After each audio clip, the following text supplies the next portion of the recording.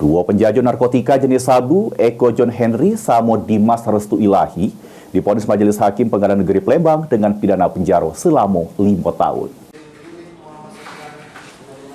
Eko John Henry sama Dimas Restu Ilahi, dua terdakwa penjajah sabu, ini duduk di kursi persidangan Pengadilan Negeri Palembang, jalani putusan Majelis Hakim. Di hadapan Majelis Hakim yang diketuai Hakim Romi Sinatra, keduanya dinyatakan sudah terbukti bersalah jajokan narkotika jenis sabu seberat 0,349 yang dibagi jadi bungkus paket sabu. Kedua terdakwa dikenakan pasal 114 ayat 1 pidana penjara masing-masing selama 5 tahun sama denda 1 miliar rupiah. Yang mana kalau denda tersebut tidak dibayar diganti dengan penjara selama 6 bulan.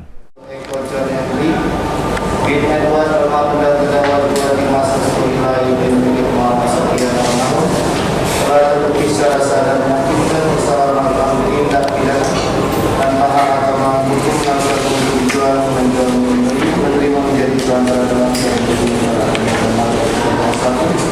dalam bentuk pidana.